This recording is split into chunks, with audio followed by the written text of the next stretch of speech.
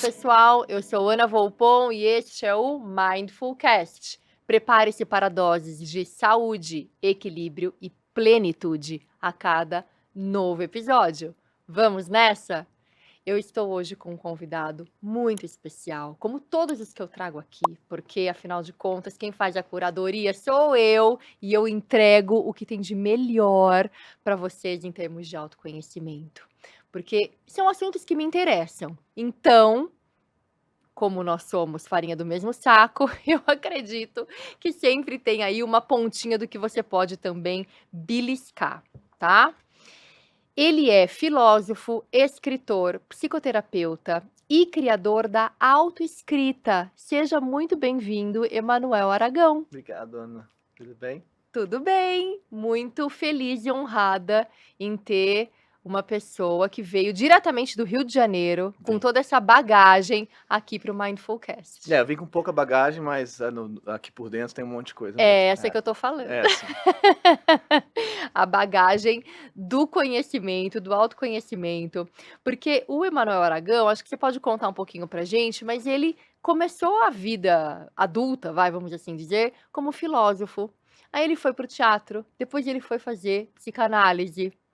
E então, assim, é um conjunto de saberes que tem uma profundidade super interessante. Eu tenho certeza que eles se entrelaçam aí na tua trajetória profissional. Então Sim. conta isso pra gente, como Então, foi? pois é engraçado, né, porque eu não sabia o que eu estava fazendo, não foi pensado assim, né, vou fazer Sim. isso, depois aquilo. Hoje em dia, olhando para trás, eu consigo entender que tem um sentido nisso tudo, né.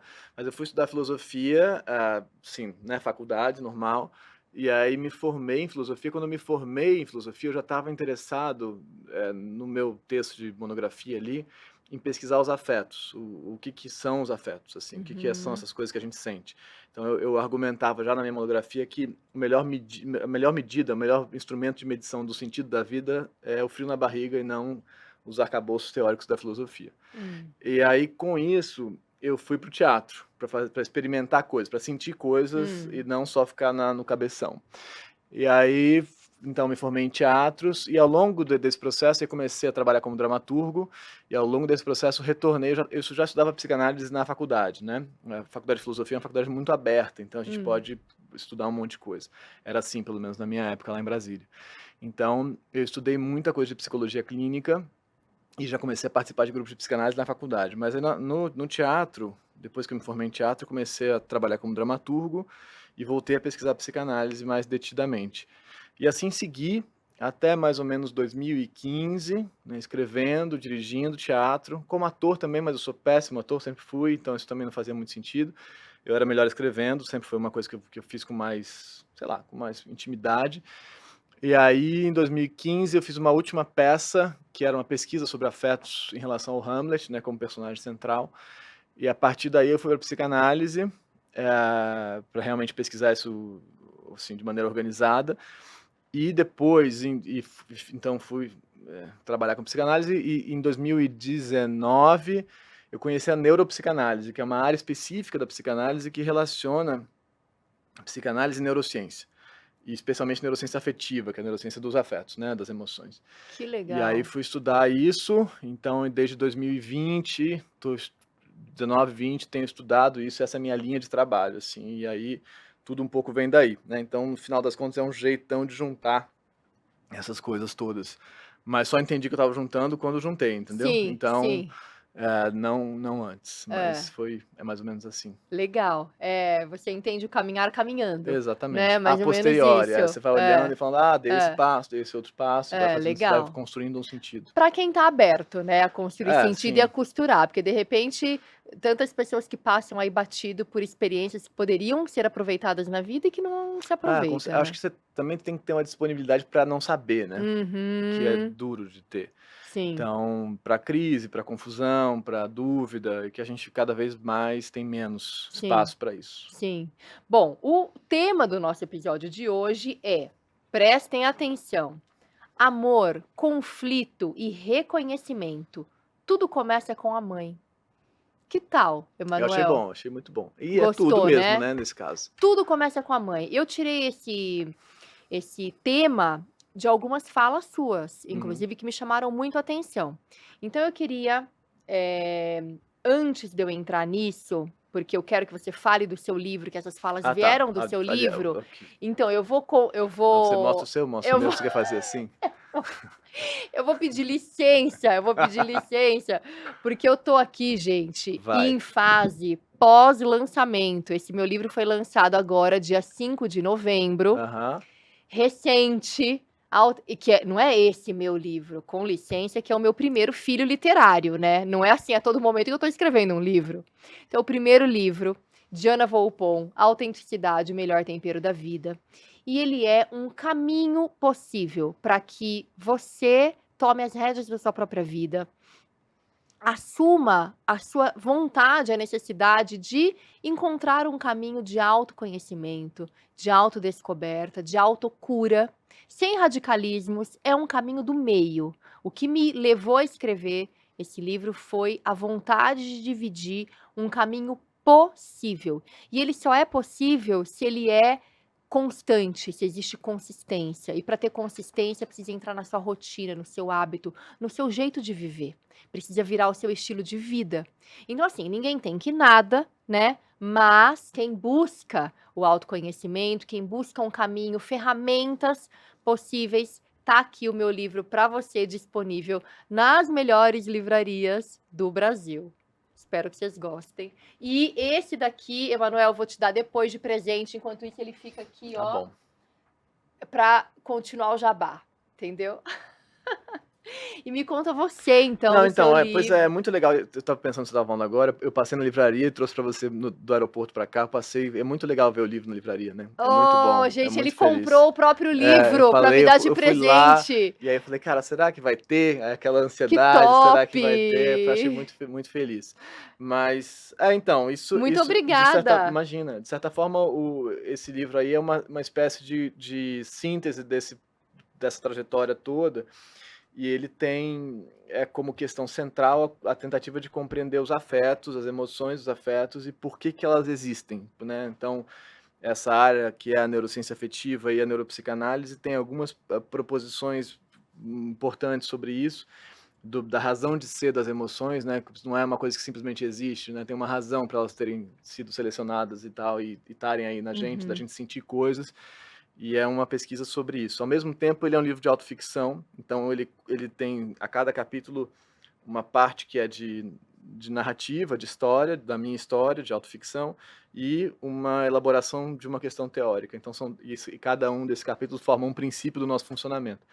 Então, ele é um livro meio duplo nesse sentido, assim. Que legal, tô É, curiosa para começar a desvendar aí os 10 princípios antes do fim. sim. Top, gostei. E gostei porque a capa dele vem com um ponto final, né? Aqui. Os 10 princípios antes do fim. Muito legal. E vem um ponto final aqui. Enunciado para uma vida possível. Sim, exatamente. Estava pensando, Enunciado para uma vida possível. Faz link aí faz total. com o meu. Que Sim. legal, bacana. As ideias estão no ar, não é mesmo? Então, super.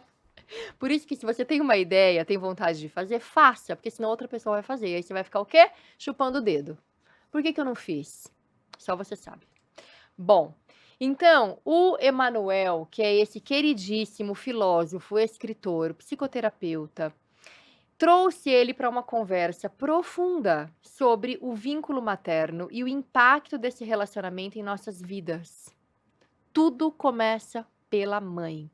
Eu tenho a minha mãe, eu tenho os meus filhos, então assim, é bom a gente resolver esse imbróglio já.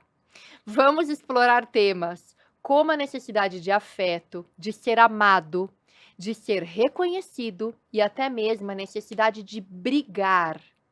E como isso tudo pode estar profundamente relacionado com a nossa mãe e o vínculo que estabelecemos com ela na infância.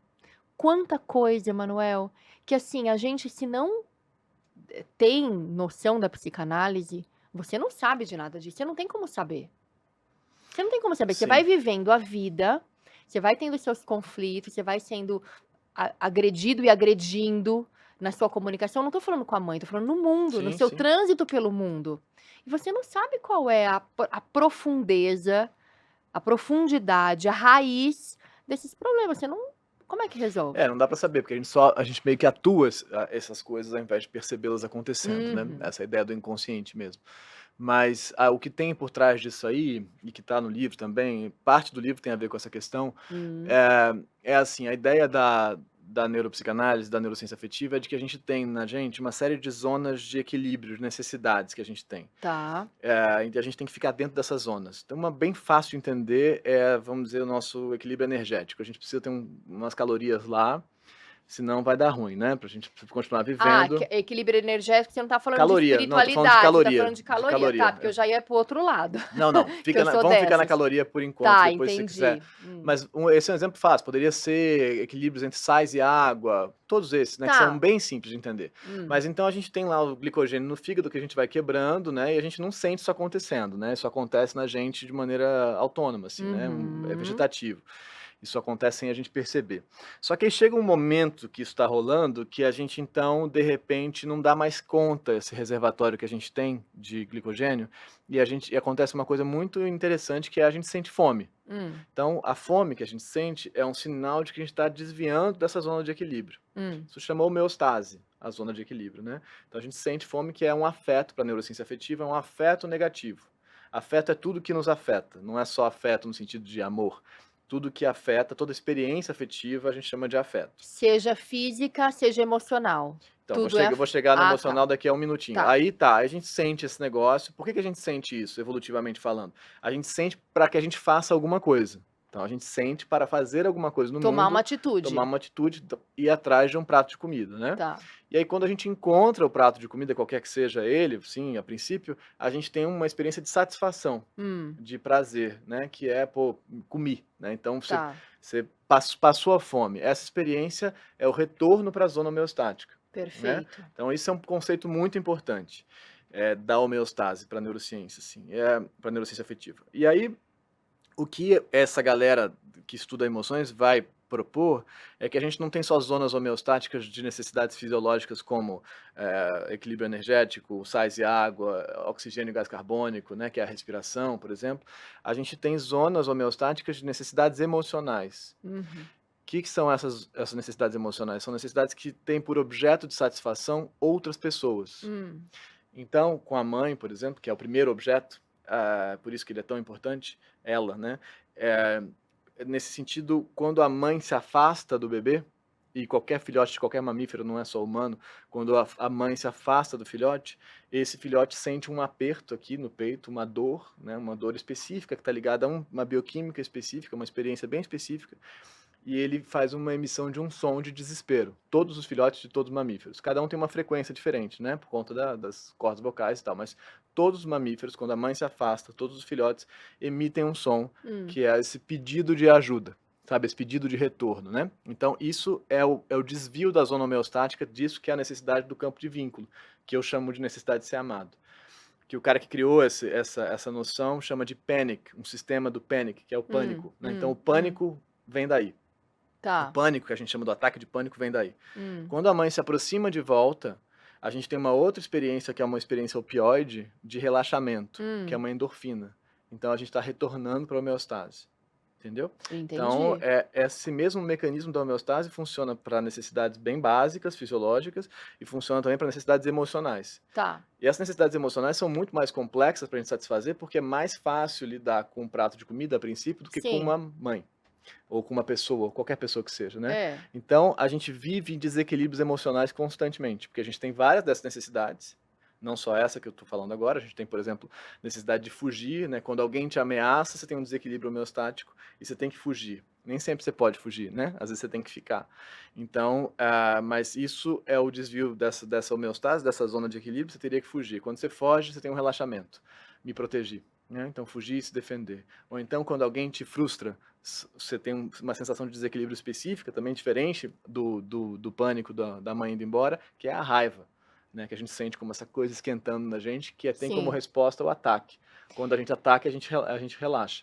Eu como Então mãe bom, não quero não, te não cortar. é isso. Só para aí, então, nesse sentido, a neurociência afetiva propõe que a gente tenha 7 dessas necessidades básicas, Hum. emocionais. E a mãe, por que ela é tão importante? Porque ela é o primeiro objeto que vai satisfazer e, ao mesmo tempo, gerar desequilíbrio em todas elas. essa figura, a função materna, né? Pode não ser a mãe exatamente, mas Sim. a pessoa que faz essa função de primeiro objeto para a psicanálise, né? O objeto original, esse primeiro, né? E os aprendizados que a gente vai constituir de satisfação e de não satisfação dessas necessidades são com esse objeto. E são esses aprendizados que a gente vai levar para a nossa vida inteira. Hum, E uma enorme parte desses aprendizados não é consciente. Eles são sim. aprendizados que ocorrem como reflexo, que a gente simplesmente faz. Até porque nos 3 primeiros anos de vida a gente não faz memória episódica, que a gente chama. Hum, A gente não constitui, essa coisa da amnésia infantil tem a ver com um lugar do cérebro que é o hipocampo, então a gente que não está amadurecido, então a gente não consegue se lembrar do que a gente viveu dos 3 primeiros anos de vida. hum. A gente não tem cena, a gente tem só uma memória emocional, Afetiva. afetiva acontecendo, Sim. exatamente. Mas fala. Não, ia dizer assim, que eu como mãe, eu fui uma mãe muito presente na vida dos meus filhos quando pequenos, principalmente do primeiro, né, o primeiro filho, eu tenho 2, uma diferença muito pequena entre os 2 de idade, 1 ano e 8 meses.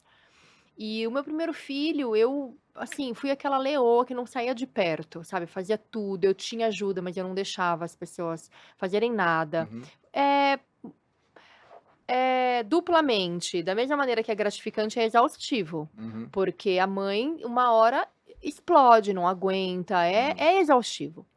E eu lembro, como se fosse hoje, assim, uma memória muito vívida, o primeiro dia que eu saí pra trabalhar e que eu deixei ele em casa. uhum, Nossa, doeu, uhum, doeu muito. uhum, Então, com certeza doeu nele, mas doeu nele muito antes. Pelo que você tá me dizendo, quando a mãe se afasta. Então, quer dizer, quando eu saía do quarto para deixar o bebê dormir, que a gente também tem que criar essa autonomia da criança. Ele já tinha essa coisa do desespero, mas não era sempre que ele chorava. Então, como que a gente vai criando e educando crianças que eu não quero ser aquela mãe helicóptero, né? Isso não é nem um pouco saudável. A gente tem que trazer autonomia, a gente cria os filhos para o mundo, eu acredito. A gente tem que, né, fazer com que eles se desenvolvam da melhor maneira possível. Então, assim, quando eu deixava eu fui muito aquela mãe. Meus filhos eram bebê livro. Era para deixar no quarto para dormir, eu deixava. E às vezes eles choravam. Muitas vezes eles choravam. E eu não ia buscar.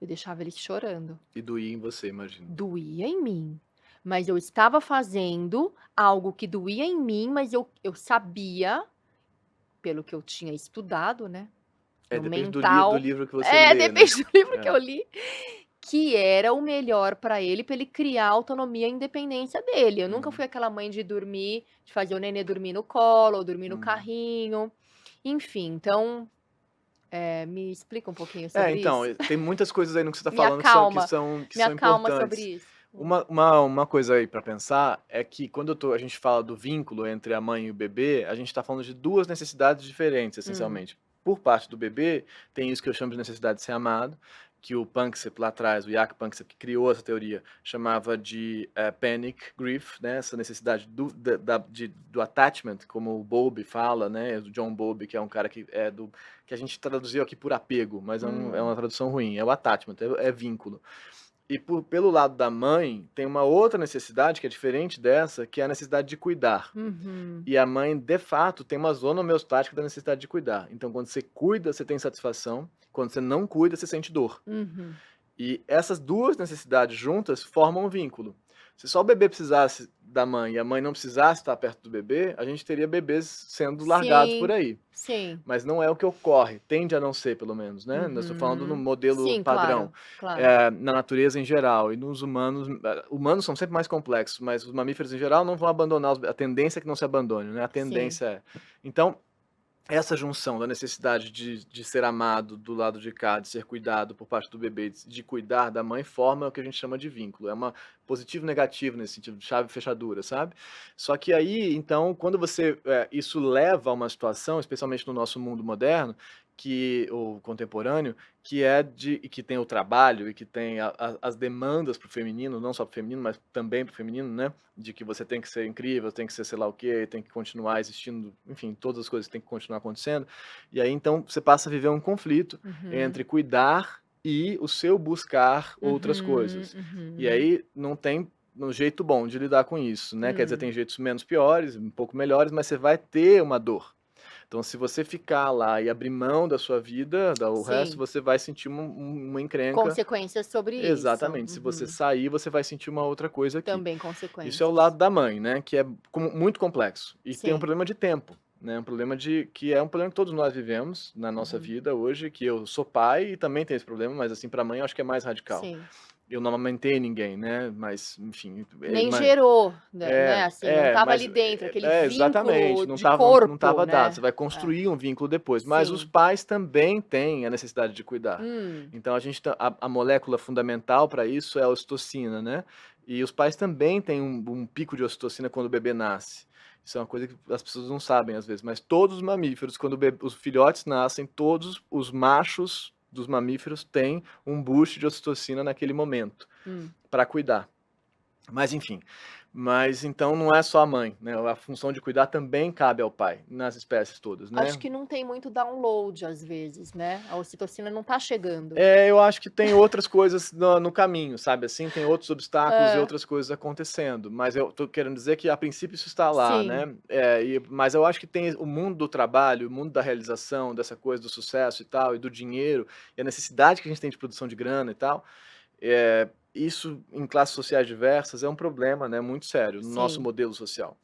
E Então também tem a questão de que a mãe, ela muitas vezes com essa necessidade de, cuidar tão exacerbada, ela não permite, não dá espaço, sim. né, não É um permite. conflito que eu tenho em casa agora Uhum. algumas vezes, porque minha esposa várias vezes vai fazer a coisa do jeito dela, e aí eu me retiro, e aí ela reclama que eu não tô, e aí isso Aham. roda assim, não sou só Sim, eu, esse é um sim. modelo bem padrão. É. Mas, bom, mas aí voltando à sua questão, a gente então tem, assim, a dificuldade que é como é que eu vou me afastar? Quando que eu vou me afastar? Em que momento que eu saio, em que momento que eu me aproximo? E essa medida é muito difícil de saber e ela não existe a Uhum. priori, ela não está dada, Não tem infelizmente uma não receita tem uma única. receita, não tem. É. Então você vai ter que sentir, porque tem bebês que são mais apegados, vamos dizer assim, agarrados à mãe, tem bebês que são menos, tem bebês que são mais, você tem 2 filhos, certamente, os 2 são diferentes um do outro, Claro, né, sim. desde a saída eles são Desde diferentes. sempre, Isso é é. muito É, incrível, eu tenho é. 2 filhos também, e eles são completamente diferentes um do outro, assim, Sim. um nasceu totalmente, assim, arredondado, conectado, assim, e tal, e o outro vai O trombar em tudo, segundo, né. o segundo. É, sempre o segundo.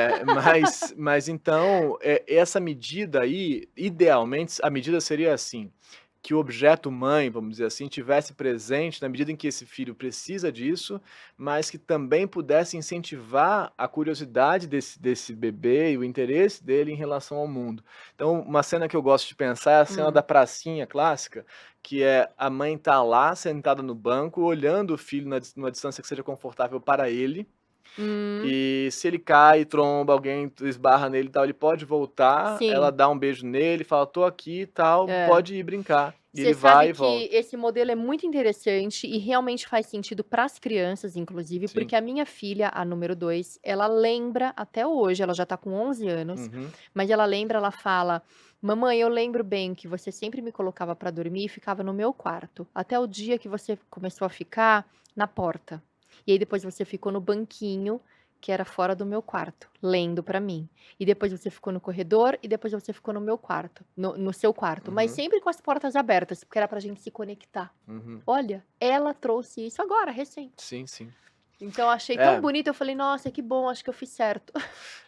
O lance é que culpa a gente vai ter, É, né. pois Eu é, tenho né. pra caramba também assim, Aham. ser mãe eu acho que é ainda mais difícil nesse sentido, porque Hã. justamente a culpa, o sinal de culpa que a gente sente em relação a várias coisas, essencialmente ele é um sinal de que você fez ou pensou algo, que ameaçou o seu sistema de vínculo, qualquer coisa. Uhum, Alguma coisa você fez que você pode uhum. ser em fantasia, crer que tenha ameaçado o seu sistema de vínculo, né, os seus objetos de vinculação. Então você vai Sim. sentir culpa. Não quer dizer que isso seja verdade que você fez, mas você sente que você fez, você tem a Aham. impressão de que você fez, né.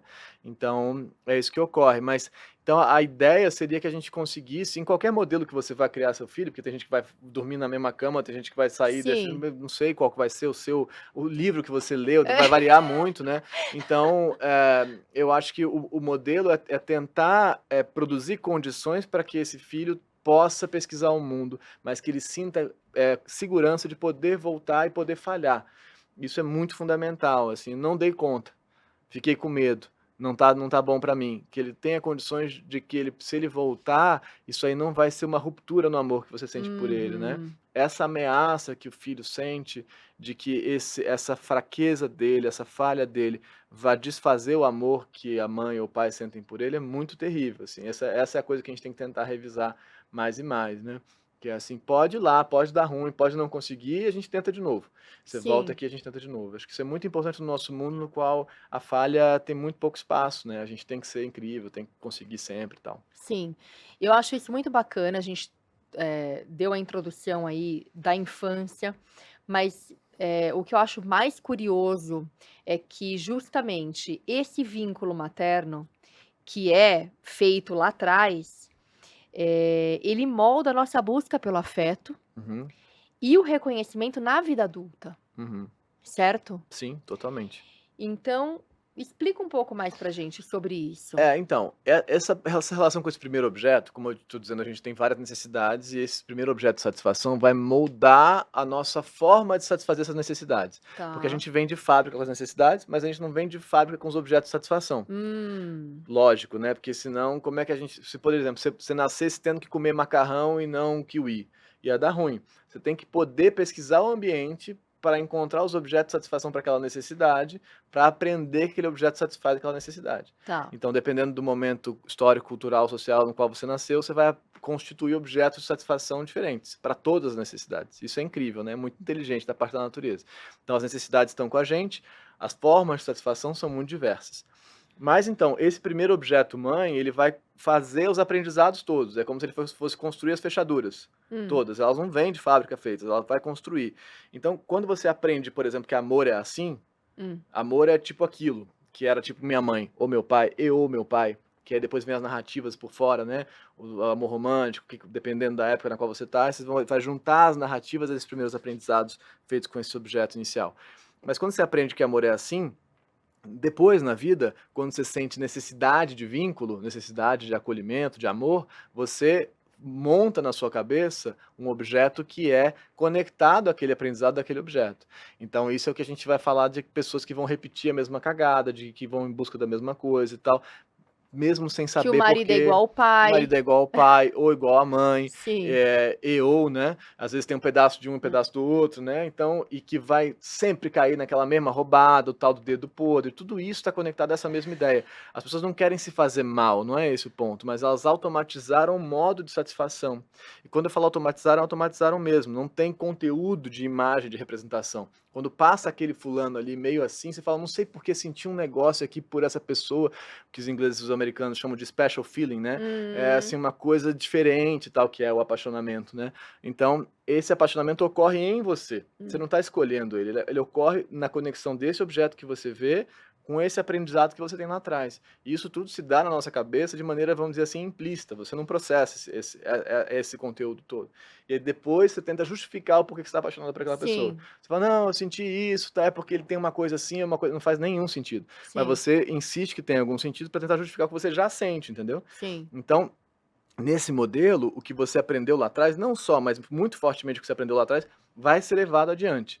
E você vai continuar repetindo essa função. É o que a psicanálise chama isso de compulsão à repetição, por exemplo. Você compulsivamente repete a mesma cagada. e isso só no vínculo de relacionamento afetivo ou também no vínculo com o trabalho, qualquer relacionamento? É, qualquer experiência relacional. Hum, No trabalho, eu tendo a não chamar trabalho de vínculo, porque vínculo para mim é essa junção dessas 2 necessidades, né, para tá. ser, preciso, assim, né. Então no trabalho a gente não tem necessidade de cuidar, ninguém tá cuidando da gente no trabalho a Hum, princípio, né, mas a gente vai sim, isso a gente vê, eu tenho muitos pacientes e pessoas na autoescrita que eu acompanhei e acompanho assim, a gente vê modelos similares de relações com o chefe, com a mãe, com o irmão, com o vizinho, com o namorado, que é assim: "Eu preciso ser muito boa, muito perfeita, porque senão ele vai achar que eu não sou e tal, e tal, e tal", ou "Eu não posso nunca discordar, porque o conflito vai gerar ruptura", ou "Eu tenho certeza que fulano vai me abandonar ou vai me demitir ou vai tal, então na verdade eu agrido antes para evitar". Milhares de modelos básicos que vão se repetir em muitas áreas da vida. E a uhum. gente percebe isso acontecendo, né. Às vezes não, às vezes você consegue estar bem no trabalho e estar muito zoado no campo amoroso, por exemplo, ou vice-versa, mas várias vezes a gente vai ver essa remontagem desse aprendizado infantil ocorrendo em muitas áreas da vida. Isso é muito Sim, frequente. sim. Que interessante, né? Porque eu fico pensando, nossa, como é que resolve isso então? É resgatando, é tendo lucidez sobre os fatos, Uhum. trazendo a criança interior, dando colo para ela e sendo o adulto que você sempre quis que alguém fosse, É, eu eu sendo eu você eu entendo mesmo. essa ideia, eu gostaria que ela eu gosto de Fosse acreditar simples que ela assim, fosse assim, se for assim, ótimo, então tá bom. resumir, pronto, vamos lá, a receita é Eu essa. acho que o problema ocorre assim, a gente tem que primeiro aprender ou conseguir entender que troços são esses que a gente está repetindo. Isso já Uhum. não é fácil, né, assim, de conseguir ver o seu comportamento ocorrendo, as suas ações, o seu tipo de associação acontecendo, conseguir reconhecer isso e falar: "Cara, tô fazendo esse mesmo negócio de novo". Não, mas e outra também, um passo atrás, porque se essas memórias, elas não são fixadas até os 3 anos, Uhum. você não sabe como foi o seu vínculo, Não, não você sabe. não tem essa O que a gente memória. faz é você infere. Você supõe Hum, a partir da repetição na atualidade, como hum, que isso se deu lá atrás. Você nunca vai saber, você nunca vai lembrar. Isso é um erro de conceitual em relação à psicanálise, as pessoas acham que você vai lembrar o num material. sonho, Você num sonha um monte de coisa, os sonhos têm um sim, valor muito grande, mas esse conteúdo não retorna em cena, porque ele não uhum, existe em cena. Ele não uhum. existe como Como memória episódio. memória, Qual foi o dia que você aprendeu a andar? Você não vai lembrar. sim, Não vai, você pode fazer a força que você quiser, você não vai lembrar, não há como sim, lembrar. Quando você anda, tem uma memória ocorrendo que te faz conseguir colocar um pé depois do outro. Isso é memória também. Mas você não vai conseguir lembrar, ah, teve aquele dia que eu estava na cozinha, minha mãe me chamou, não vai lembrar. né, Não vai acontecer. Mas então, lá na autoescrita e na neuropsicanálise, o que a gente vai propor, a primeira coisa para compreender o que é que está ocorrendo na vida é reconhecer os afetos. hum, Então, os afetos são um sinal quase que inequívoco do que está em desvio. hum, Então, quando você sente, por exemplo, dor no peito, impressão de que você vai desmaiar e morrer e tal, e vai parar no pronto-socorro achando que você está infartando, isso é pânico. Então a gente sabe que a gente está falando de vínculo. Quando você sente medo, um medo constante de algo que possa acontecer, isso é ansiedade. A gente sabe que a gente está falando de medo. São coisas diferentes. A gente várias vezes fala como se fosse a mesma coisa, ansiedade e pânico, e não é. Você pode ter medo de ter pânico? Pode, mas não são a mesma coisa.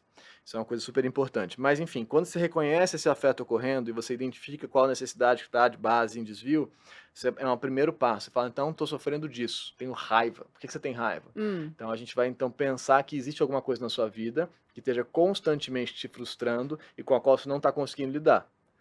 E o que é isso? Por que você está frustrado? Raiva é sempre sobre alguma outra coisa, por exemplo, né? uhum, Então, várias vezes falam, não, por que eu tenho raiva? Mas raiva do quê? De onde vem a raiva? Você está se sentindo humilhado, abandonado? O que é que está ocorrendo? Ou as duas coisas, né? Então, a gente vai fazer essa pesquisa. Quando a gente faz essa pesquisa, a gente tem alguma chance, então, de poder observar os lugares na vida nos quais essa repetição automatizada ocorre. E aí a gente consegue inferir um modelo. Então você sempre acha que você tem que ser a boazinha para conseguir ser amada, mas você faz tudo certinho e a pessoa te dá sacaneia, te dá um pé na bunda, ou te humilha, ou te diminui. hum, Não funciona, mas você continua repetindo, porque hum, você aprendeu lá atrás que para ser amado você tinha que ser a melhor filha, a melhor coisa, não sei o quê, não sei o quê. Mas não funciona. Pode funcionar? Pode, mas pode não funcionar. Ser boazinha não é garantia de amor de maneira nenhuma. Então a gente consegue inferir por essa montagem um aprendizado. A gente não vai chegar a ele, a gente vai então construir uma lógica de aprendizado lá atrás. E aí a gente pode tentar, e essa parte mais difícil, outras alternativas. Então tá, então e se eu não for sempre a boazinha? E se eu conseguir colocar limites? E se eu conseguir dizer não? Falar, não, eu não quero fazer isso agora. Ou não, eu tenho um espaço que eu tenho que preservar que é meu. Isso vai gerar um monte de conflitos, tanto externos quanto internos. Porque as pessoas vão falar, como assim você não vai fazer? Porque elas aprenderam que você funciona sim, assim. E você vai se sentir culpada dentro, porque você tem o aprendizado de que você tem que ser daquele jeito. sim, Então vai dar um rebuliço danado dentro de você, mas se você conseguir um pouquinho dropar essa onda, assim, passar aham. da arrebentação, você tem chance de perceber que existe uma outra maneira de existir. Mas isso é um processo continuado, porque essa memória automatizada, ela retorna como reflexo. Sim, quando Então, você se descuida. quando você distrai, ela É, retorna. Então distraiu, isso pegou. é uma frustração muito grande de quem está em Uhum, processo terapêutico, você fala: "Pô, mas eu já aprendi e tal", e de repente estou repetindo a mesma coisa. É assim mesmo, porque você não vai construir um novo aprendizado e o outro vai desaparecer, o aprendizado anterior continua lá, entendeu? sim, sim. Não, muito legal.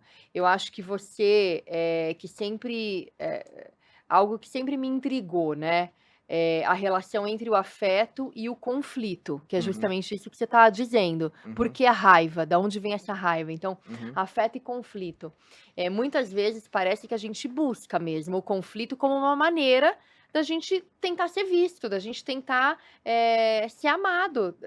Você acha que essa necessidade de brigar, de confrontar, tá relacionada com uma carência afetiva que remonta à relação com a mãe? Você já meio que respondeu, né, A mas gente fala, tem linhas da psicanálise que defendem que a primeira ambivalência, que é esse conflito interno, entre necessidades, a primeira ambivalência é entre a necessidade de brigar e a necessidade de ser amado com a mãe, né. Porque você quer que ela esteja perto de você, mas ela não tá, e você fica com raiva, e você ataca ela, e hum, quando você ataca ela, ela se afasta mais, e você se culpa, e aí você tenta recompor aquilo, mas aí quando ela volta, você fala: "Mas ela tá voltando por quê? Porque eu fiz assim, porque eu fiz assado", ela sai de novo, e você, enfim, e aí a gente começa a circular, essa espécie de círculo vicioso da raiva e dessa ambivalência bebê e mãe, né. A raiva pode ser muitas coisas, ela pode ter origem em muitas coisas, né. A raiva, ela é, por definição, sinal de que alguma necessidade está sendo frustrada, e que você identifica algum objeto como causa dessa frustração. Pode ser alguém que te fechou no trânsito, pode ser uma comida que não acabou naquela hora que você foi pedir, pode ser o ingresso que não tinha mais na hora que você foi, pode ser qualquer coisa, na verdade. Pode ser alguém que te humilhou, quando a gente começa a falar de dominância, que é um outro campo de necessidade muito importante, se sentir melhor que o outro, que a gente gosta de não uhum. falar sobre isso, porque a gente gosta de se sentir humilde, falar e tal, que a gente não tem inveja, lá, que a gente não compete, mas a gente compete sem parar. Mas A gente adora, né, é, falar isso, que a gente tá aqui pois é, mas então, na por exemplo, comunidade. exato, mas se você se sente humilhado, você fica com raiva, se sente Hã. abandonado, você fica com raiva, né. Então a raiva é um sinal de que alguma coisa está ocorrendo. E inclusive, isso que você está colocando aí também, a raiva pode ser utilizada, e aí não é bem raiva, mas agressividade, né, quando o bebê fica agressivo, né, ele fica com raiva, a mãe falou: "Não vou te pegar no colo, não vou te pegar no colo, agora chega", e pensando no meu filho de 2 e 8. E aí fica com raiva, né, e se debate e tal, morde, bate, o que que ele vai fazer eu não sei, vai variar. E aí ele entende que quando ele faz isso, ele ganha uma atenção, e ele ganha mesmo. Então, uma coisa que ele faz muito é a gente tá jantando, ele já terminou, sei lá o quê, ele tá com dificuldade de ficar sentado, ele é jovem, né, tem 2 anos e 9 meses agora, Muito jovem. muito jovem, e a gente quer ali conversar, então, e aí ele vai catar uma bobagem pra ele fazer, entendeu. É. E aí ele vai quebrar coisa, jogar cadeira no chão e tal, pra Hã, tentar chamar atenção. Isso a gente faz ao longo da vida inteira. A gente hã. entende que fazer cagada chama atenção. A gente entende isso, é fato, né, então é o clássico dos 2 irmãos, o bonzinho e o que faz tudo errado. Hum. O bonzinho aprendeu que para ser amado pela mãe, ele tinha que fazer tudo certinho, cuidar de todo mundo, ser correto, ser o melhor aluno, tal, tal e tal.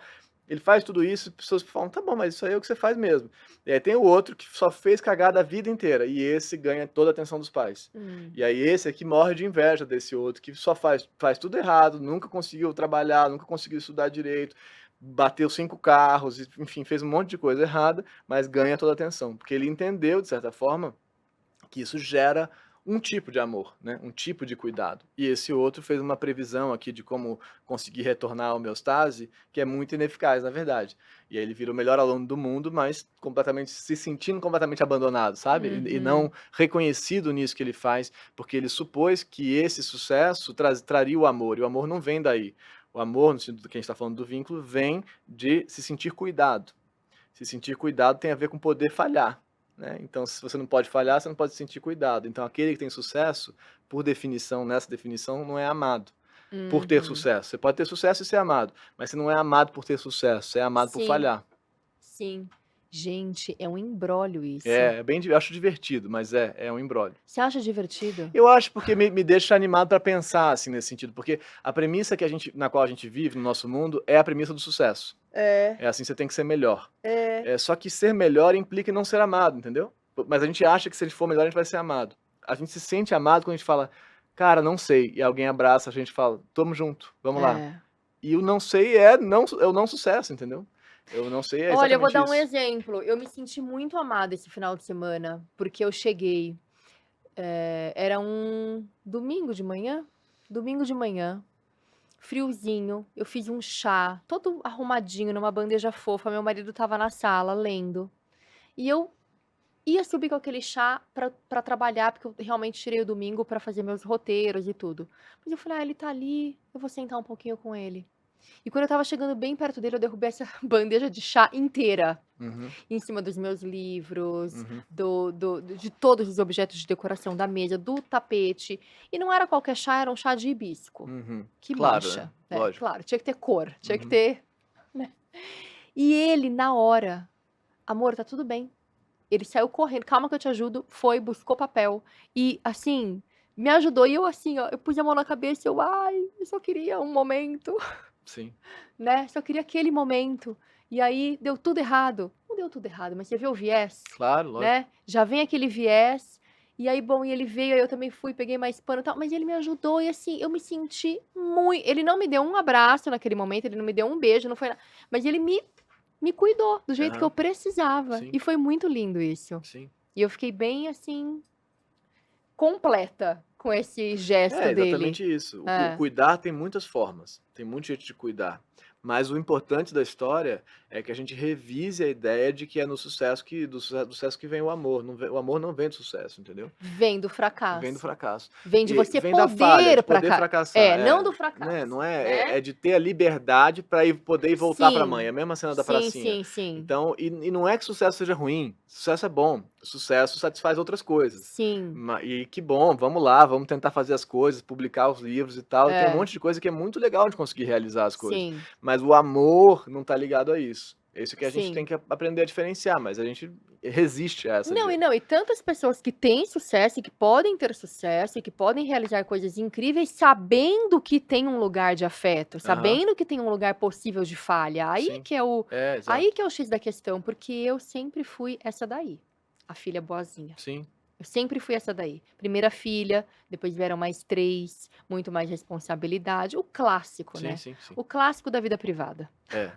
Eu sou o irmão mais novo, por outro lado, filho mais novo, então Ah, o bagunceiro, eu tive o liberdade para fazer amado. muitas, muitas, muitas O besteiras. amado. Pronto, temos aqui o amado e a É, não, boazinha. eu não me senti amado, não é esse o ponto, né, acho que no fundo as pessoas estão sempre se achando pouco amadas, É. mas até porque os pais tiveram que sair, fazer as coisas deles e tem tudo Não, isso, e né. eu preciso falar aqui também, porque meu pai e minha mãe, quinta-feira, meio-dia, são os 2 primeiros que estão lá, me Uhum. ouvindo. Sim. E eu venho aqui ao vivo e falo que eu sou a boazinha que não fui amada, mãe, pai, É. eu sei, Não, eu a minha sei, mãe não vai me ouvir, não tem esse não corro esse risco. Eu, por outro lado, não corre esse risco. eu não tenho meu pai já morreu faz tempo e minha mãe não é minha fã exatamente nesse sentido. Minha mãe é psicanalista, isso é importante dizer. Ela é psicanalista e especializada em bebês, né. Então Como você cresceu um pouquinho, ela já já não tá largou de mais mão, já foi. Mas, assim, com os netos ela é super ela atenta. tá em outra audiência. Exatamente. Mas então, ela discute as questões comigo, que eu estou Aham, propondo, mas não é fã. Não entendi. é: "Ai, que legal meu filho". Nunca teve isso. Finalmente, né, você tá levando jeito então, porque até É, agora vai ver que ela estava estava dando conta "Ah, tá bom, né, é o que temos, né". É isso aí, é. não, muito bom, tá vendo? Eu falo, eu não trago aqui à toa os meus convidados, porque eu faço já logo a terapia, entendeu? A É. minha e a do convidado também. A gente faz terapia em todo lugar, se possível, né. Se der, a gente Ai, tá não sempre é? Não, fazendo, a né. gente que gosta disso, né, É, porque dependendo da roda que você tá, que você fala, que você é, né, eu que sou, formada em psicologia positiva, neurociência, mas a pessoa já olha torto, entendeu? sim. Então, assim, tem que saber onde você vai falar, porque senão também espanta, a conversa acaba, né, mas comigo, nossa, se der corda, vai, viu?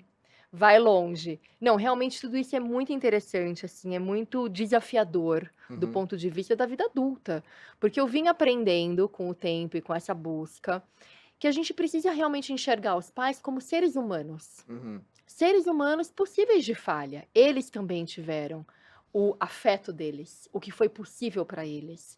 E o que naquele mundo deles, que é diferente do nosso de hoje, da quantidade de informação que a gente tem, da quantidade de diálogo que a gente propõe, que a gente se expõe, era outra realidade, né? Sim, Então, os nossos ancestrais estavam em outra pegada. Estavam na pegada da sobrevivência, estavam na pegada de se colocar no mundo, de conquistar o seu território, vieram muitos fugidos de guerra e, enfim, era sim. outra história, não estavam nem preocupados com isso, né? Acho que não estavam Isso acho que nem... não era uma questão Não mesmo, era acho uma que questão. a criança como esse ser que vai inaugurar tudo que vem depois, que vai aprender, vai ficar inscrito, isso é uma noção muito recente, não tinha isso. É, Criança era não uma coisa que estava lá, que você tinha que Não, e quanto seguir. mais filho, melhor, porque Sim, aí era mais gente no trabalho, na é. roça, né. Eu estava numa viagem com meu marido agora na Argentina, recentemente, e aí tinha o cara de uma grande propriedade, estava lá explicando pra gente e tal, e a gente percebia que ele era um jovem, né, não sei quantos anos exatamente, mas a gente percebia que era um jovem. E aí ele vira, em algum momento e fala: "Bom, esse daqui é o meu pai". A hora que eu vejo o pai, eu falei: "Ricardo", eu falei para meu marido, eu falei: "Ricardo, esse pai aí tá com a tua idade, esse pai". E o cara, tipo, ele não era um jovenzinho, entendeu? Então ele realmente teve um filho muito jovem, Uhum. muito cedo. Eu falei: "Tá vendo, se você tivesse tido filho mais cedo, você já estava aí, ó, estavam dando frutos, entendeu, não despesa". Porque o cara já tá trabalhando para o pai, e Sim. nós ainda estamos lá, né. Mas enfim, só uma Não, uma mas é porque piadinha. também filho se você no nosso mundo, se você tem filho cedo, você tem que dar conta dessas despesas cedo, e como é que você faz isso, né? Exato, não tem mais a roça, não é Não mais é mão de é mais obra, complicado. né. É, E ali nesse caso ainda, não é que é reproduzido um modelo, dos nossos ancestrais, mas é quase, porque realmente aquela propriedade, eles foram sim, trabalhar com a cultura da terra sim. e prosperaram em negócios imobiliários e tal, mas tem muito disso, sabe, achei bem interessante a correlação.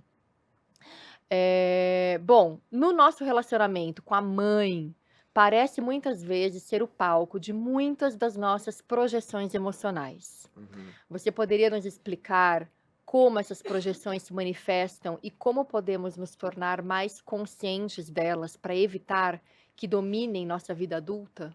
Sim. É um pouco parecido com o que a gente estava falando, mas assim, Uhum. a ideia é assim, quando a gente tem um uma necessidade ocorrendo na gente, né, uma necessidade emocional, ou qualquer necessidade, a gente vai montar na cabeça isso que a gente chama de um objeto de desejo, né. A gente vai fantasiar uma coisa, né. E aí, a gente então vai em busca desse objeto. E esse objeto tem a ver com o que a gente aprendeu, né, então tem a ver com o que a gente viveu antes, com essa mãe, com esse pai, Sim. com as primeiras relações e tal.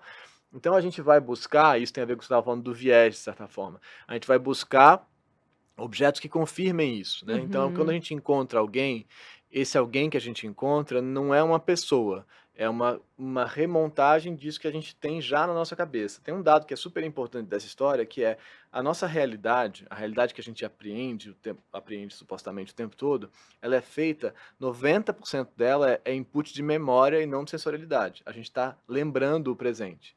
A gente Hum. isso E chama não vivendo o e aqui e não agora. recebendo o Hum. presente como uma entidade passiva que recebe o presente. A gente está o tempo todo objetivamente projetando a nossa Sim, memória no presente, né. sim, faz sentido. É. Isso é uma coisa que chama cérebro preditivo. O nosso cérebro Uhum. prevê a realidade e a gente só percebe, a realidade ou se dá conta quando tem uma coisa que desvia, quando eu achei que fosse assim, mas não é. Então essa mesa aqui, você está aqui, sempre e tal, você não está olhando para ela pensando: "Nossa, espera aí, é um hexágono, que negócio é esse?" Porque ela já está aqui, ela Hum. está dada para você, você não está olhando. Quando eu cheguei aqui eu falei: então a gente tem um tempo para reconhecer isso, né".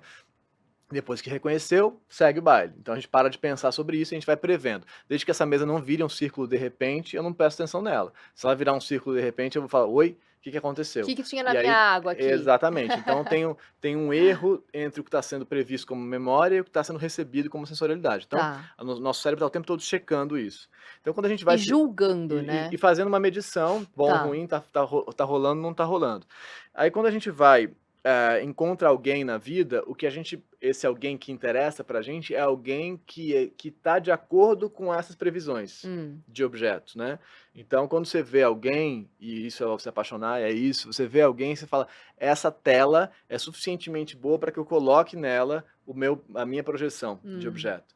Isso tem pouco a ver com a pessoa, no final das contas, tem mais a ver Hum. com a sua memória. Então pensa que 10% é a pessoa e 90% é a sua memória. Estou fazendo uma Por isso que um imagem, dia que você mas acorda e fala: "O que eu tô fazendo com isso?" exatamente, de onde veio esse negócio, né, porque em algum momento você vai passar a perceber aquela pessoa, Sim. mas no período inicial, você Da não da paixão, que é uma paixão coisa que te, exatamente. Cega. entorpece. É, cega. Você não tá vendo aquele Uhum. outro, né, você não tá vendo um sujeito, você tá vendo a tela projetada com seus conteúdos, literalmente.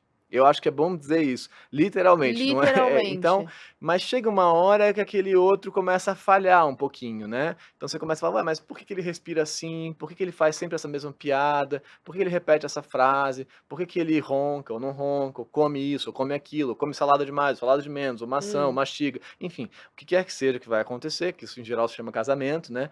Mas, o que quer que seja que vai acontecer, você vai começar a ver um erro, um desvio entre aquilo que você Na estava tua projeção. projetando Hã. e aquilo que está vindo de lá. E aí, nesse momento, em geral, hoje em dia, a gente vai para o próximo match, né? Assim, a gente busca o próximo. Antes não, antes a gente ficava e dava outras soluções, quaisquer que fossem. Mas a gente tinha que ficar, né? Agora a gente não tem mais que ficar, então a gente vai buscar outras coisas, né? Mas é nesse momento que você, então, tem uma chance de reconhecer o outro, de ver o outro como sujeito. E é nessa hora que a gente foge, em geral, né? Mas então é nessa hora que essa projeção começa a falhar. E aí, paradoxalmente ou não, nesse mesmo momento também, esse outro está começando a ver as suas coisas. Porque esse outro lado de lá também projetou esse monte de coisa, né? A gente não está lidando com um objeto que não é um sujeito. Esse outro sujeito, que se apaixonou por você também, não sei por que razão, tá também começando a ver as fraturas, né? E aí aí começa a relação, aí começa a história, porque antes Sim. é É. uma projeção dupla, né, se deu certo, Sim. vamos dizer assim. Eu tô casada há 15 anos, e é incrível como o nosso relacionamento só melhora. Uhum, Melhora porque a gente escolheu estar junto. Em sim. determinado momento a gente escolheu, porque é isso, a gente foi nessa onda, Uhum, né, e aí em algum momento a gente se reconheceu, e a gente rompeu, uhum. e a gente voltou, e aí a gente se reconectou, muito provavelmente, por outras questões, porque é uma decisão estar junto.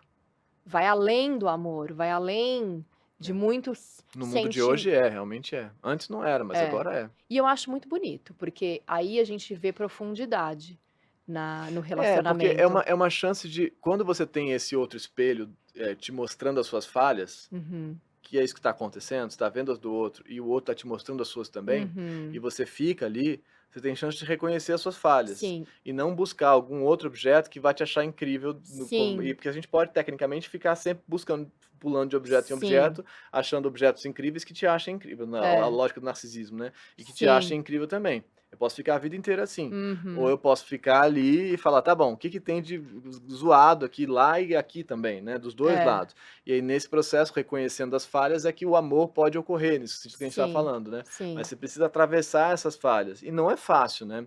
Realmente, a gente está Não. falando aqui, parece bonito, mas via de regra é muito difícil. É, porque dói, né, dói, machuca e Frustra muito, né. frustra, mas tá tudo bem, assim, faz parte se você entende que isso é um processo e que é para o seu eu sou interessada no autodesenvolvimento e no Uhum, autoconhecimento. uhum. Então uma pessoa que se interessa por isso, não é que vai gostar, né, "Pô, eu não quero, eu não gosto", não é que é uma delícia, mas faz parte do processo. Sim, É sim. entender isso, que é um É, processo de intimidade consigo mesma sim, sim. e com o outro, claro, mas é um processo de intimidade, porque o outro realmente é espelho. É, total.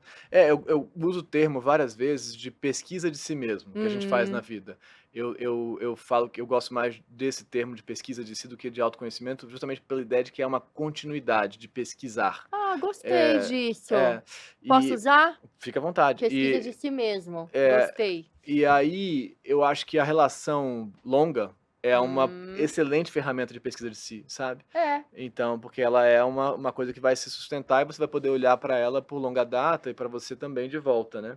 Ao passo que outras relações, via de regra, tendem a gerar a primeira repetição. Você sim. repete o mesmo modelo, o que funciona, funciona, fica um pouquinho, o que não funciona, você passa para a próxima, ou te passam para o próximo, né? Que é o nosso É, modelo atual. E aí você então vai até gastar. Vai até gastar o que, que é o seu modelo desse retorno ao narcisismo mesmo, né? Que eu sou o é, centro, né? Então, é. eu acho que eu sempre falo isso, que a grande vantagem do casamento é que a gente tem uma chance de aprender coisas sobre a De gente, pesquisar de mais. pesquisar mais. É, exatamente. De pesquisar mais. É, e a paixão é uma doença. A paixão É, é uma loucura, porque ela te tira do centro de si. eu não sei se doença é uma palavra forte, né, mas com certeza o estado do apaixonamento, esse estado transitório aí e tal, ele é um estado de desvio do que seria o seu centro, vamos dizer assim, a sua capacidade de julgar, né, mais razoavelmente. Uhum. O Freud falava que todos nós tivemos uma primeira decepção amorosa com a mãe, né, e que Hum. então a gente vai pra vida já tendo tomado esse pé na bunda original. Ai, que E, ótimo. e o apaixonamento, ele é de certa forma uma tentativa de corrigir isso. Então, quando isso já não é o Freud, isso já sou eu mesmo falando, mas Hã. quando a gente vê alguém e a gente se apaixona e a gente sente esse rapto, é como se a gente estivesse vislumbrando uma chance de corrigir isso que deu errado lá atrás. Você fala: "Ah, agora eu vou conseguir ser amado, agora eu vou conseguir finalmente ser amado dessa maneira ideal", sabe? Sem que me Uhum, falem: "Ó, só se você for assim, senão não dá, vamos ver quais são as condições". Amado de uhum, forma incondicional, né, que é a fantasia da paixão, do amor uhum. romântico, assim, É né? a É fantasia. a fantasia. Mas então nesse momento, esse momento é, nesse sentido, por definição, um momento de negação da realidade, Sim. porque isso não é viável, né, isso Não. não vai ocorrer. E é muito transitório, Muito efêmero, transitório, vai ter duração química. e é ansiogênico, né, tem um Uhum, negócio ali que tem uma ameaça acontecendo, porque ou você consegue, mas a previsão que você tem é de que aquilo vá falhar, né, a previsão que você tem no apaixonamento, porque já falhou lá atrás, é de que aquele outro vai escapar, como a mãe uhum, escapou, né, nesse sentido. hum, Então aquele outro vai fugidio, por isso que a gente tem uma tendência tão forte a se apaixonar por objetos fugidios. hum. Né, não é muito frequente a gente tem lá essa pessoa que está com você, que presta atenção em você, que conversa com você, que é legal com você, e você fala: "É, meu amigo". E Hum. tem essa pessoa que tá e não tá, que diz e não diz, que guarda segredos, que liga e não Hum. liga e tal, você fala: "Não sei, tem uma coisa que eu sinto por essa pessoa, não sei o que que é Hum. explicar". Tem a ver com esse objeto que se desloca, né. Uma mãe podia se deslocar de uma maneira que a gente não conseguia entender ainda. Por que ela sai e volta? Trabalho? Que troço é trabalho? Que negócio é esse? Você não sabe, que criança não consegue Claro, entender isso, né. claro. Então, esse objeto fugidio é um objeto preferencial para apaixonamento, sabe. Faz muito sentido isso, eu acho. Faz muito sentido isso. É. Que coisa, né, o difícil é o mais gostoso. Não sei se necessariamente o difícil, acho que várias vezes sim, mas esse objeto que escorrega, sabe assim? Uhum. Aí, de repente, ele ligou, mas aí não ligou E mais. fala uma palavra Fala uma coisa, monossilábica, aquela coisa o que que será bem que ele tá pensando, uhum. né, como se eu Que deixa no como ar, se que deixa guardasse um segredo, na verdade tá pensando nada, pensando em outra é, coisa, tá mas estendendo roupa. sei lá, fazendo outra coisa da vida, mas você acha que tem alguma coisa ali que ele não tá dizendo, e aí você começa a pensar que ele não responde porque ele tá com medo de se Aham, entregar, aham. e assim a Aí a gente vai. fantasia a E assim você fantasia vai dando um vai jeito. de acordo com a sua mente mirabolante, né. Exatamente. Que coisa muito doida isso, gente. Não, olha, aqui tem assunto para 50 podcasts, porque assim, se deixar vai. Tá acabando já, socorro. É 1 hora? É 1 hora, tá acabando. Tá acabando mesmo, produção? Vocês estão no Eu falei que eu nossa, falava muito. voou. É. Não, e é um assunto que realmente engancha a gente, né. Ah, vamos falar aqui, ó, da criança interior. Vamos. Eu acho que é uma boa, né, não podemos encerrar sem isso. Bom, entrando então nesse ponto fundamental da conversa, eh, a criança interior, Emanuel. Hum. Eu demorei para entender o que é isso, nem sei se eu entendo até hoje. A gente sabe muito dos conflitos emocionais que vivemos na vida adulta, que Uhum. estão enraizados nas experiências da infância. Uhum. Como o resgate da nossa criança interior pode ajudar a curar nosso relacionamento com a mãe? E aí eu já emendo pedindo alguma maneira, alguma técnica, alguma receita de curar a criança interior.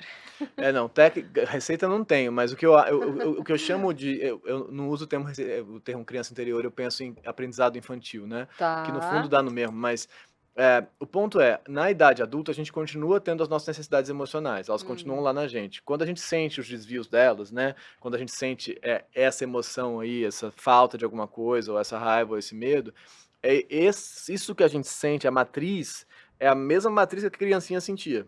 É a Hum. mesmíssima coisa. Por isso que tantos pacientes falam: "Mas por que eu tô sentindo isso? Eu já sou adulto, não devia sentir". É a mesma coisa, a gente continua sendo emocional, né, a gente não para de ser emocional, a gente continua sendo. E o que ocorre é que nessa hora, na hora que a gente sente, e como o cérebro funciona é maravilhoso, a gente reconecta todos os campos de aprendizados de relações com os objetos em relação àquela necessidade. Então, quando você sente uma coisa, tudo vem que está ligado àquilo. Hum. E isso tudo não é temporal. Isso tudo pode ser o que você viveu mês passado, que você foi abandonado no mês passado, ou pode ser o que você viveu quando você tinha 4 anos e que a sua mãe te deixou na escola e não voltou. Hum.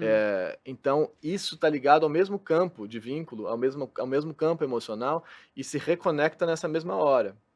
O cérebro não funciona em temporalidade. As memórias de longo prazo, elas podem ser reassociadas por lembra-lembra, entendeu? Elas não vão voltar na ordem e você fala, não, estou lembrando só desse último ano. Você vai lembrar de tudo que está ligado àquilo e tudo que fez uma memória, vamos dizer assim, traumática, né? E não tem Não temporalidade. tem temporalidade. Isso é um gancho muito importante. Então você vai Muito bom. lembrar agora da mesma coisa que você viveu em relação àquela necessidade emocional de quando você E tinha vai 5 não só anos. lembrar, vai Vai doer. Não, sentir. você vai lembrar porque você sentiu. Você vai sentir e por isso você vai lembrar, porque a memória é uma tentativa de achar uma solução para aquilo. É por isso que a memória Aham. existe, né? A memória é uma coisa de ferramentas tentar achar soluções para aquilo. Tá. Então, nessa hora, você de fato é a criança interior. Não é que que existe você é aquilo, porque você está conectado de maneira, uma ligação direta àquilo. Só que agora, ao contrário dessa criança que não conseguia compreender por que a mãe tinha saído, e deixado na escola, porque não entendia o mundo do trabalho, por exemplo, agora você consegue pensar. Agora, cognitivamente, você tem mais ferramentas. Agora você pode fazer terapia, agora você pode conversar com pessoas, você pode ler, você pode encontrar pessoas, você tem outros campos de vínculo. Você não tem mais só a mãe, você pode ter 5 amigos com os quais você conversa, você não tem só o marido ou a esposa, você pode ter outras pessoas, você não depende daquele objeto. Isso é dependência, né? Depender de um objeto para satisfazer uma coisa. A gente pode ter outros objetos de vínculo, né? Sim. Então, nesse momento, você tem outras condições de se pesquisar, que a criança não tinha. Eu acho que essa é a Perfeito. diferença fundamental. O Perfeito. afeto, a experiência afetiva é idêntica. Só que você Entendi. tem outras condições cognitivas de pensar sobre aquilo, de Muito tentar achar melhores interessante. soluções. Muito Acho que interessante. E isso quando você fala que você não depende de um só objeto, ainda trazendo para o casamento, eu sempre falo para as minhas amigas, o marido não vai dar conta de tudo o que você precisa. Não, você tem que ter não as suas pode, amigas, não espere isso, o marido Sim. não é um super-herói. O cara não Ninguém nem você tem que ser ninguém também. exato. Então, assim, a gente tem que ter as nossas amigas, a gente tem que ter os nossos relacionamentos, Sim. né, na vida e saber, cultivar o relacionamento com os filhos, com os pais, enfim. Então, achei super interessante esse aprendizado infantil na vida adulta, né. Sim. E aí uma maneira de fazer isso, você meio que respondeu já. Eu acho que a maneira é compreender de que afetos a gente está falando naquela hora, então para isso você tem que conseguir sustentar um pouquinho o desconforto do afeto e não buscar soluções, compulsivas, tipo não pegar o celular. Então o que você está sentindo e por quê, e tentar entender como é que você chegou lá, e para tentar buscar melhores soluções. Senta na Um frustração, pouquinho, senta respira na na posição. dor, Um tá. pouquinho. Não é que a vida tem que virar sofrimento, não é nada disso, Sim, mas você sim, precisa conseguir estar ali um pouco para conseguir entender como é que você chegou lá. tá. Senão não tem outro jeito. Então, a gente vive uma vida de amortecimento e anestesiamento da dor, por vários caminhos. Seja remédios, seja compulsões, o Uhum. que você, né, e telas e coisas e tal. Então, o que é importante é que a gente consiga, de vez em quando, ficar e respirar um pouquinho para depois poder pensar em soluções, sabe? Que é o que a gente não faz em geral. A gente foge porque é ruim. Porque se sentir mal é ruim, de fato, né? Então a gente tende a fugir, é natural. Sim. Só que você precisa conseguir respirar um pouquinho para poder pensar e poder buscar soluções. E isso não é simples, né? A busca por soluções passa por tentar reconhecer o que te levou lá. E via de regra, ou a gente vai falar, foi fulano que fez isso comigo, ou a gente vai falar, eu sou uma pessoa terrível mesmo, não mereço ser amada. E não é nenhum dos dois, né? Sim. Então tem algo que está ocorrendo aí que você tem que tentar melhorar.